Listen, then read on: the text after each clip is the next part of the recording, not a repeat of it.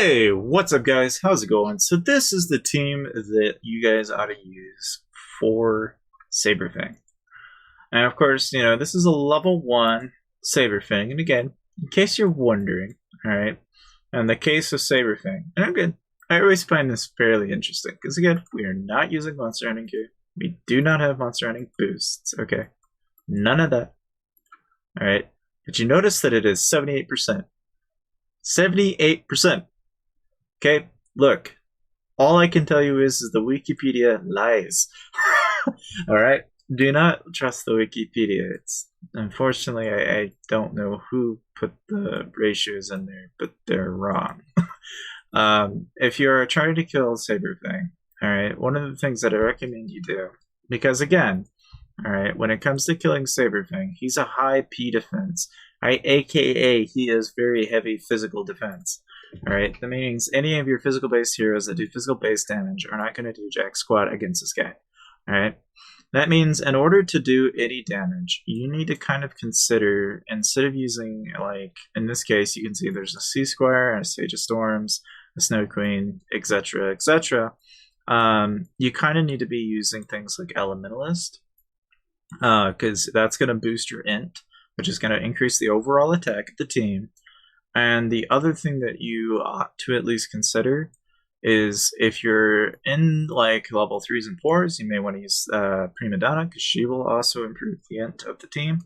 But most importantly, you kind of want to make sure that whatever team you do end up deciding with, whether it be C Squire or Elementalist, for damage sake anyway, you got to be very mindful of the fact that, if anything, DPS wise, I mean, in this particular team lineup, and we'll go ahead, I'll even go ahead and show you this. All right, you're going to find that even on level 1s, that you are going to have kind of an issue with it. Now again, I do apologize for the amount of time it's going to take for this thing to go by, but I point this stuff out because again, it always seems to me like the Wikipedia always seems to get this wrong. I don't know why, but they do. Because you'll notice here, we kill it right away. Now, I don't know why the Wikipedia is set up the way it is, but it's full of crap. So, I just hope these videos are helping you guys, because to be quite honest with you, I don't know why. I don't know who the hell wrote the info that they did, but it's wrong. Because it's not the first but the second time I've got information from them to be completely incorrect after testing it with level 1s. But when you're doing level 3s, all right, and this is, I think, arguably where they may be trying to get at, which is that you can use C Square in this particular lineup. So what you would do is, arguably between all of these, by the way, if you're going to pick one to pull out Sage of Storms. And the reason why is because he is magic defense dropping, okay? But ultimately, you can suffice. You could probably even sacrifice the Snow Queen, to be honest. You could probably get away with that as well. But for this case, we're just going to sacrifice the Sage of Storms and replace it with a Prima. That's all we're going to do.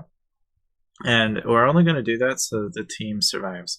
It's really the only reason. I mean, now, I'm not to say that like your level 3s and 4s are going to be any easier, because I mean, again, it's not like they're supposed to be. But you'll notice that like when you do deal with Saberfang, okay, the problem with Saberfang is obviously as he launches ahead, he goes after basically anything that has a ton of health. It's just that when you put Prima in the team, that pretty much ensures that the team's going to stay alive. And because of the fact that they're all doing an excessive amount of damage and the end production there that you're getting off of Prima and Elementalist combined, even though you don't get a magic defense drop from Sage of Storms, it's still a heck of a lot better than if you had anything else. Like, this ultimately will work a lot better and a lot smoother, because you can see that your team doesn't die when you work with Saberfang at a higher tier. And this is the particular team that I use for the level 4s and level 5s. Because for me, it works just fine.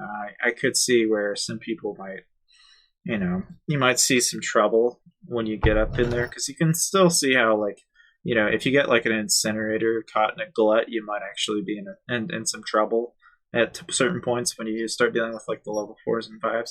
And so sometimes what you can do to kind of help alleviate that is at some point you can Like, and for example, like if I can go, say if I can find you a level 4 real quick.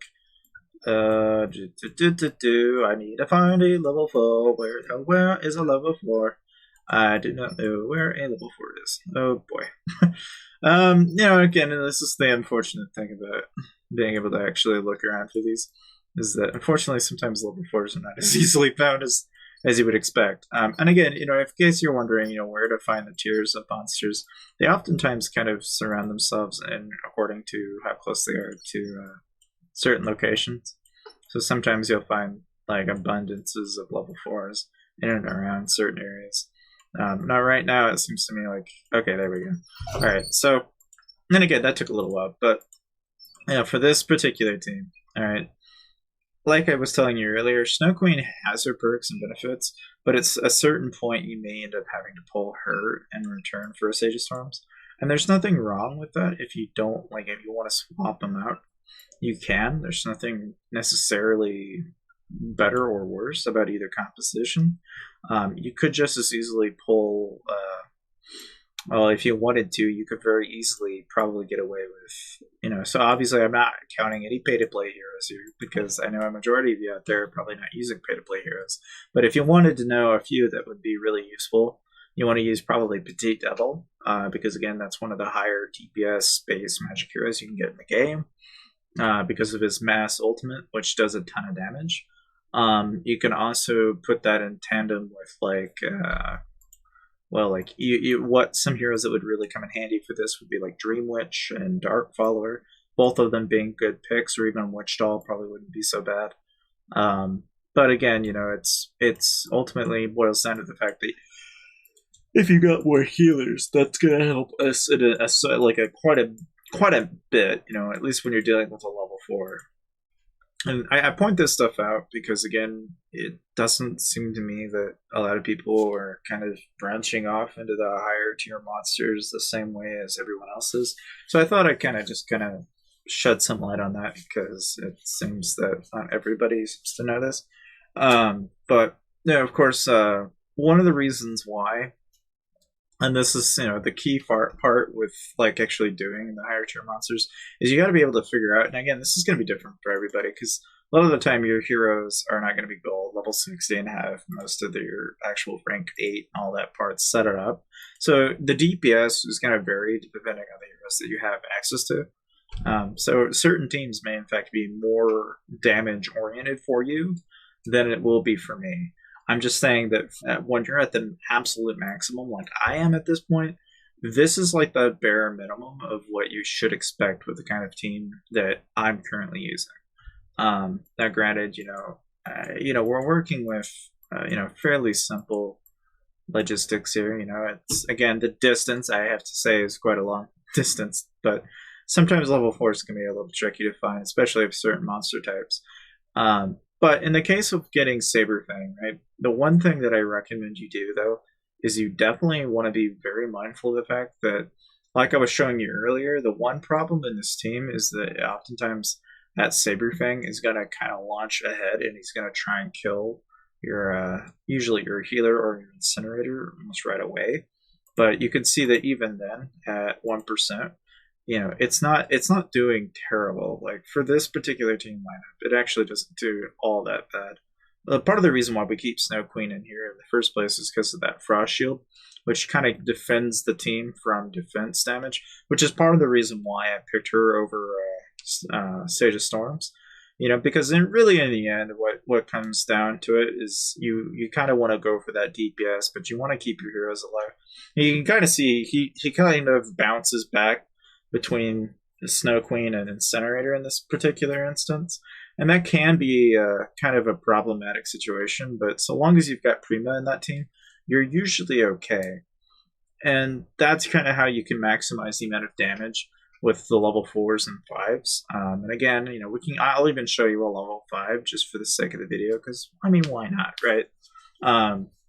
But again, it's the key thing, all right, when doing any higher tier monster is that you kind of have to find a balance. Now, a lot of the time, there is a certain degree at which there is no longer a use to really going any further with these.